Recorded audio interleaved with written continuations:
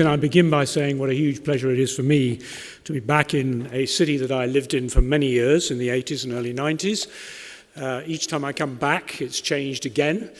And the fact that it's going through some difficult times at the moment doesn't alter my huge affection for a place that I've spent so much of my working life in. What I want to do for the next 15-20 minutes is to talk about some of the broader context within which the trade issues that we've been focusing on a great deal hitherto this morning are taking place. And in particular, I want to stand back and look at the wider context of Eurasia, that is to say the landmass that includes everything from Ireland at one end to Vladivostok at the other, and of course includes Hong Kong. The things that are happening there, and I want to focus on one particular issue, which is in the end, over the next 20 years or so, going to dominate every single discussion that we have of trade, business, geopolitics and anything else. Eurasia is, of course, one single landmass. It has 2/3 of the world's population, produces about 2/3 of the world's economic output. All of the world's great cultures originate from Eurasia.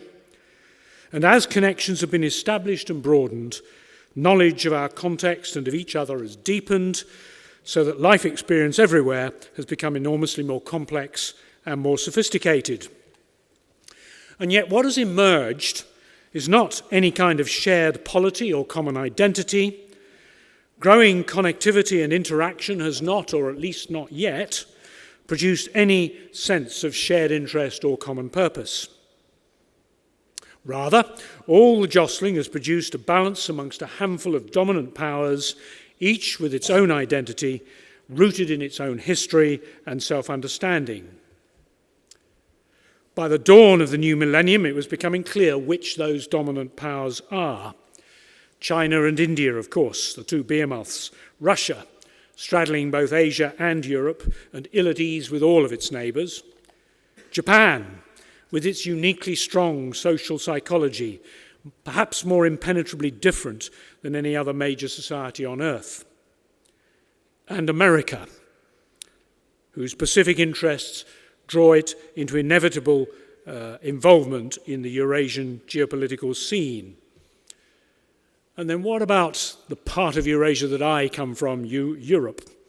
Prosperous, but struggling to achieve cohesion, and in fact, from a British perspective, doing the opposite at the moment, unsure of what it stands for. At the dawn of this new millennium, this Eurasian balance looks increasingly like what became known in European history as the Westphalian balance of power, named after the region of Germany in which the treaties were signed that ended a devastating continental war that lasted for 30 years up until 1648. And the principle of that balance of power was very simple. Cultures may differ, national governments are sovereign, and they must respect the balance of power. Europe arrived at this position in 1648 by exhaustion. Eurasia, in the 21st century, seems to be arriving at it through mutual recognition of realities based on the extraordinary transformation of the economic balance of power that has taken place over the last 30 years or so. We now recognize that a historic convergence is underway. In 1820, the size of an economy, relatively to the world's total economy, was essentially equal to that country's share of the world's population.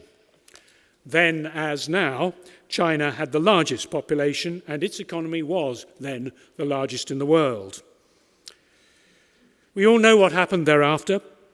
China was left behind by the Europeans, then the Americans, then the Japanese, as the Industrial Revolution gathered pace. But the gap is now closing again. As China, and indeed country after country in Asia as a whole, start to catch up with the standards of living that Europeans, for example, have come to take for granted. Within a few years, on present trends, China will probably be the world's largest economy again. This much we're familiar with. But this is just the milestone. The best central forecast is that China will continue to grow relatively fast for another generation at any rate, in stark contrast to the sluggishness of the old economies of Europe. So as its income per head gradually approaches European levels, China will not just be the largest, but by far the largest economy in the world. Perhaps well over double the size of the next largest, which will almost certainly, of course, be America. This poses a specific challenge for Europeans, of course, where there's a pervasive sense of relative decline. More and more, the Europeans begin to fear that Asian technical brilliance will overwhelm them in the very areas of strength that they've continued to pride themselves on, whether it was primary research as opposed to mere application, or artistic creativity as opposed to mere excellence in performance, or elegance and originality of design as opposed to imitation and kitsch, or education which stressed lateral thinking as opposed to mere rote learning. The Europeans have wanted to hang on to something distinctive that would not be swamped by the rising tide. But no. With every passing year, it becomes ever clearer that there are no European heights that Asians cannot scale. The Americans, of course, face the same challenge, but Europeans ruefully recognize how much greater inventiveness, greater drive, and greater flexibility characterize American society and the economy. And it's enabled them to renew themselves in the most unpredictable ways. No European country has been able to match the spectacular success of Silicon Valley, which few had even heard of just a generation ago when China began to open up. As an American economist friend of mine once said to me, never short America for very long. Europe, on the other hand, has retreated from being the self-defined centre of the world to being what it had been before the 15th century, a corner of the Eurasian landmass, and no longer the front line of a Cold War between two global superpowers, which meant that America took it really seriously. China and the United States are increasingly wary of each other. That much is plain from a lot of this morning's conversation. They both recognize and know what is happening and that Europe is losing its historical significance. But the question I want to spend a few minutes on is whether the Asian path to power and dominance in Eurasia really is going to be as smooth as all that. Is there, in effect, a bear case for Asia? For there are some dangerous landmines on the road ahead. We've spoken this morning about some of the trade issues which have gained in significance and concern in recent years. Everybody recognises that there are some economic imbalance problems in various Asian countries, not least China. And in particular, the geopolitical risks are perhaps greater now than they have been for a generation. Today's Eurasian geopolitics are in some ways like those of 19th century Europe. And indeed, all of the elements which made for the European tragedy that followed in the 20th century are clearly visible on what is now a Eurasian stage. To begin with, we need to remember that there are 5 established nuclear powers engaged on the continent, and at least 6 other countries with varying degrees of commitment to and capability of nuclearization. There's at least one rogue state, possibly several, ready to play the role that Serbia played in 1914. And all of those have nuclear pretensions. Meanwhile, cultural identities, which proved so dangerous in Europe, are alive and flourishing in all of the major Asian powers today. China, India, Russia, Iran, Turkey, Saudi Arabia, and we should never forget Japan. Still the world's 3rd largest economy, still unsurpassed in its technological excellence, and still capable of nuclearizing itself in about 6 months if it chose to. We can see where the potential flashpoints are. the South China Sea, the Taiwan Straits, the Korean Peninsula, and of course the cauldron of the Middle East. I spent my working life first as an international banker and then as a government minister for international trade and investment. I now chair the Natural History Museum in London, which is the most comprehensive collection of information in the entire world about the biodiversity of our planet. That may seem to be a very different thing to be doing, but in one role or another, I've had the extraordinary privilege of seeing the world from different perspectives. And if there is one single theme that links all of that together, it is the increasing and inevitable connectedness of all things. So what is going on? Exactly 30 years ago next week, the Berlin Wall came down. I vividly remember seeing the radical changes taking place in Russia and then, like dominoes, in East and Central Europe. There was tragedy as well as sudden new dawns, of course, as anyone living in Hong Kong at that time remembers. Overall, however, despite the tragedy, the new dawn was extraordinary. New hope for literally billions of people, especially in Asia. But new dawns rarely turn out to be as bright as they seem, and this one certainly didn't. Economically, it ushered in huge change and brought plenty of fruits. For all of the difficulties we now see in retrospect, we should never forget that human achievement. We have seen the biggest material change for the largest number of people in one generation that the world has ever seen. Nevertheless, that very achievement led to excesses and to an overweening confidence. Ideologically, free market liberalism seemed to have won the day. Soon it would sweep the world. Its system of values seemed to be rooted in the principle that everything, including human happiness, has a price. And it followed from this that the business of business was to make profits. If everyone worked to maximize profits, human welfare as a whole would reliably be maximized. It was all nice and simple, too much so. For we learnt some painful truths later on, did we not? That markets are not stable or self-stabilizing, and societies are not just collections of individuals. We also saw how global economics seems to produce rising inequality within countries, even if not amongst countries.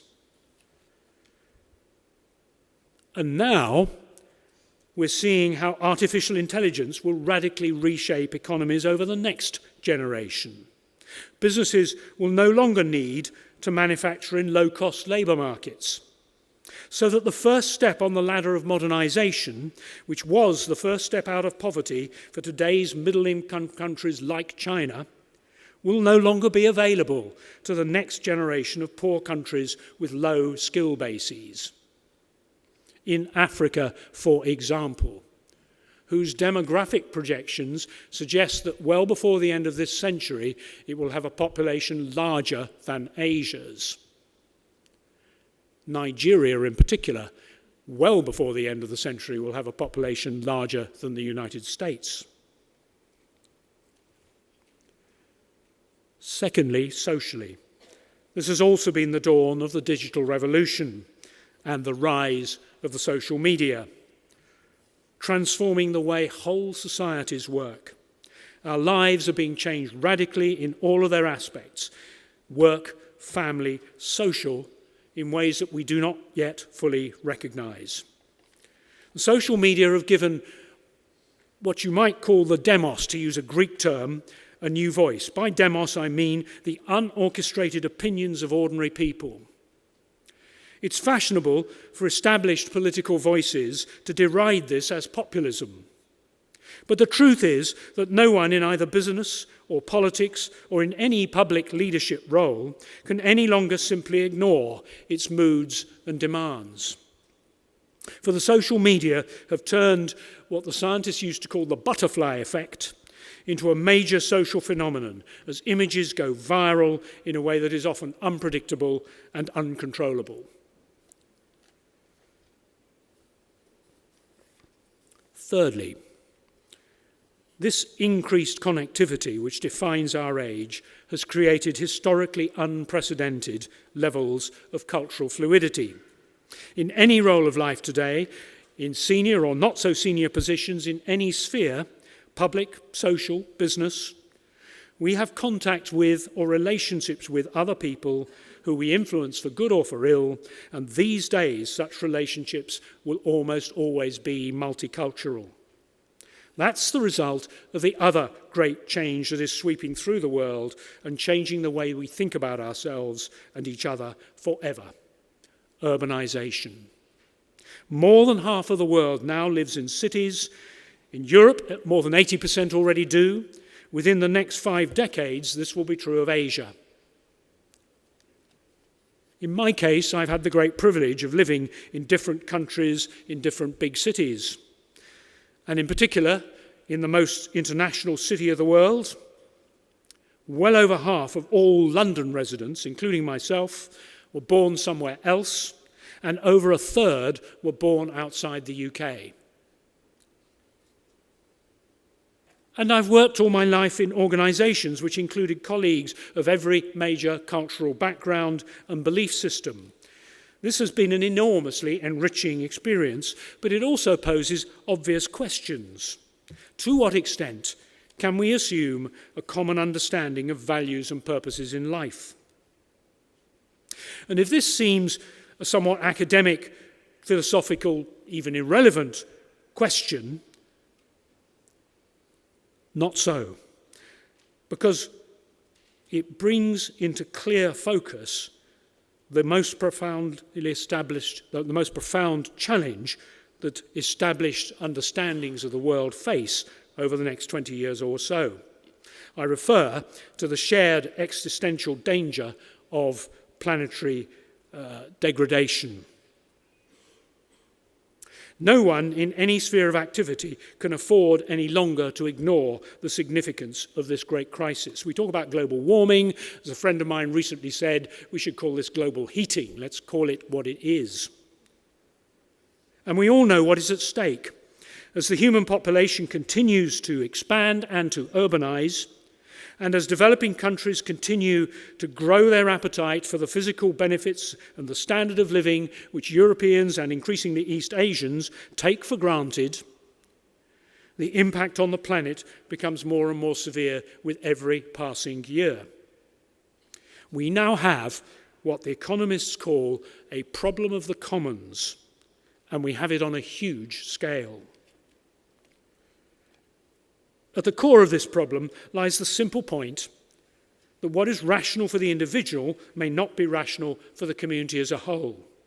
If an asset is freely available and its supply is not unlimited, it will get overused.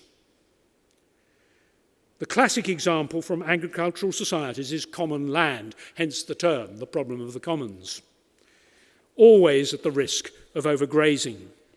But the problem lurks deep in human history and experience in all sorts of ways. Underlying the recurrent movements in history of steppe peoples, westwards towards Russia and Europe and eastwards into China, there was in effect a problem of the commons. The search for new lands for the nomadic way of life led to the depredation of agricultural communities and the sacking of cities for their booty, which was always freely available at little cost to a successful warrior, as demonstrated above all, of course, by the Mongols. The problem of the commons was famously set out for the first time in economic form by one Thomas Malthus. In stark demographic terms, just before the turn of the 19th century, not long before the global human population began its rapid and remorseless rise. He held that populations always tended to expand to use up the available resources of the commons such that no improvement in living standards would be possible. Over the 200 years since he wrote, he's been shown to be wrong. He didn't foresee the substantial growth of living standards, which has in fact accompanied substantial population growth, neither of which did he envisage. For technological progress has given humanity a remarkable ability to maximize yields, to find new reserves of resources which are becoming scarce, and to develop alternatives to particular resources when they're running out. So doomsayers about limits to growth have repeatedly found themselves embarrassed by their predictions. And yet, was he so wrong? What if the entire planetary system is itself so disturbed on such a scale that biodiversity is seriously threatened and the conditions of life are degraded? For that is the version of the problem which confronts all of us over the rest of this century. The problem has now become everyone's problem because the total impact on the planet of the urban demographic explosion has created a catastrophe in the making. Some parts of the environment are pure examples of the commons, assets available to all which fall under no sovereignty. The oceans, the Arctic ice cap, the stratosphere into which we pump carbon dioxide. These are all available to all human societies on an entirely unrestricted basis, unless we choose collectively to restrict access. And where we don't, the full force of the problem of the commons is becoming clear. Thus, for example, climate change is warming the northern oceans so fast that the Arctic ice cap is now roughly half gone, to the point where shippers can contemplate opening up northern shipping lanes into the Atlantic from the Pacific. One way or another, the world at large, and the great powers of Eurasia in particular, face the challenge of cooperation in the face of the mounting threats to the global commons. Now, there is some evidence of an ability to rise to this challenge in specific situations. Thus, for example, in 1961, the Antarctic Treaty came into force, setting that continent aside as a scientific preserve and banning all military activity there. Similarly, the International Whaling Commission regulates whaling to ensure effective conservation and development of whale stocks. Not without controversy, of course, not without challenge. Japan is not far away. But it was the first example in human history of a collective decision to intervene to protect an animal species.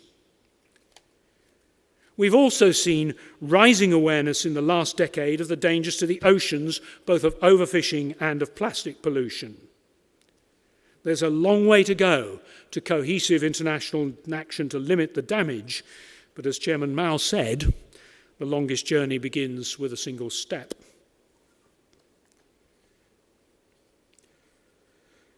The planetary environment also has assets which are not commons in the strict sense because they are under sovereign control and in some cases private ownership. And yet they are, so to speak, gifts to the whole of humanity. And the irony is that that Westphalian balance of power that I've talked about, which enshrines national sovereignty, may make it harder to achieve progress in the case of goods which are under sovereign control than in the case of goods which are pure commons. The tropical rainforests are the most obvious example of this, because of the importance of the carbon cycle, as well as their significant potential in pharmaceutical research. Of the three main areas of tropical rainforest in the world, one is in Eurasia, Southeast Asia, of course. The other two are in Africa and Latin America. In the absence of effective controls on forest clearance in any of the three major countries concerned, they are disappearing as fast as the Arctic ice cap is, and the effects on the world's climate and environment are just as serious. I could go on. I could talk about fresh water, whose supplies are under growing stress, especially in Asia. Asia has less fresh water per inhabitant than any other region in the world. And the facts of geography have ensured that the resulting challenges are cross-border threats to the Westphalian order. The high Tibetan plateau with its bountiful sources of glacial water, is the source of no less than 10 of Asia's major rivers. And as many as 18 other countries depend on one or more of these rivers for their fresh water. Dam construction, industrial and agricultural pollution are serious and growing sources of tension, particularly in the case of the Brahmaputra and the Mekong rivers. In Central Asia, the Aral Sea, which straddles the frontier between Uzbekistan and Kazakhstan, used to be the 4th largest lake in the world. It is now less than 1/10 of its size, totally desalinated, and the fish stocks are all gone. Lake Balkhash in Kazakhstan is now at risk of the same fate. It is being drained by the growing offtake of water from its feeder rivers in China's neighbouring Xinjiang province. As urbanization, economic development and demographic pressure continue, the demand for water will continue to rise, and it would not be hard to envisage this becoming one of the most dangerous flashpoints of international tension this century. So what is to be done? It would be easy to despair or to assume that the challenges are so huge that all we can do is deal with the problems of today.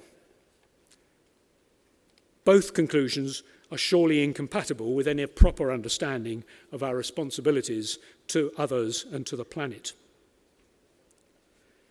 And I would suggest that a proper understanding of responsibility means 3 things. Firstly, that we cannot avoid re-examining the whole purpose of economic development, of business, of trade and investment. With each decision that we make, the central focus will increasingly have to be on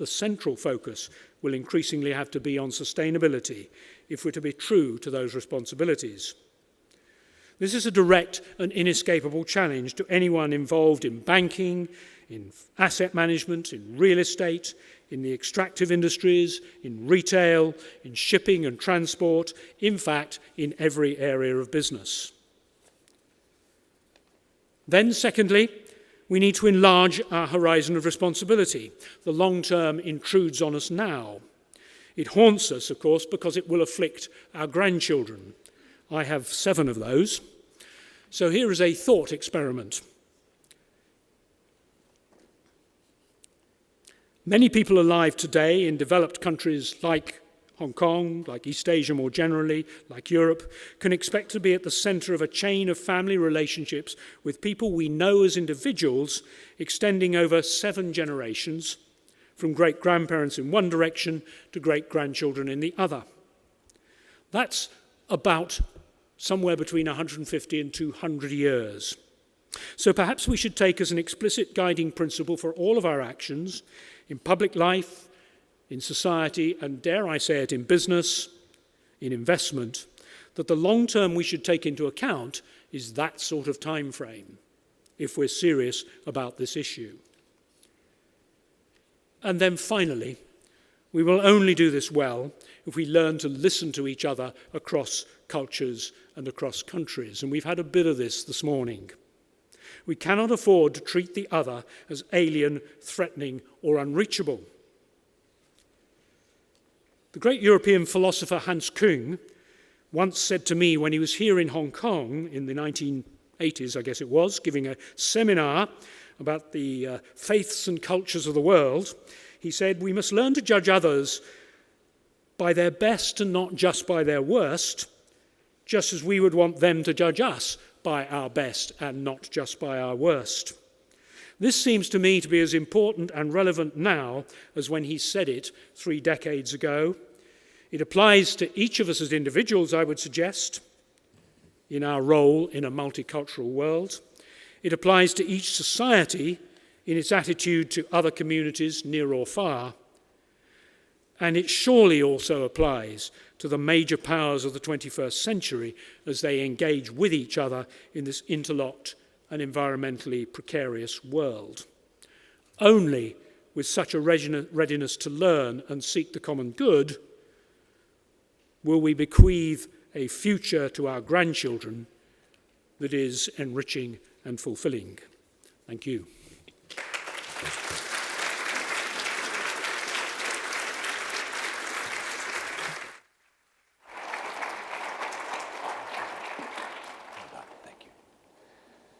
Stephen Green, thank you very much. And a small plug, Stephen has recently published a book which I strongly recommend, The Human Odyssey, East, West, and the Search for Universal Values. We have a few copies over there, so if you're quick, you can grab one before you go. That's it for today. Look, I want to thank everybody for being here. I should thank our partners, HKX and Invest Hong Kong. I'd like to thank the Asia House team for putting this all together, all of our speakers, and particularly the Chief Executive, Carrie Lam, for appearing here today. And I'd like to thank you for being here. We have another conference on this issue, different speakers, different agenda in Singapore next week. So if you happen to be there, please join us. Otherwise, we look forward to seeing you in Hong Kong again in the very near future. All the very best. Thanks very much.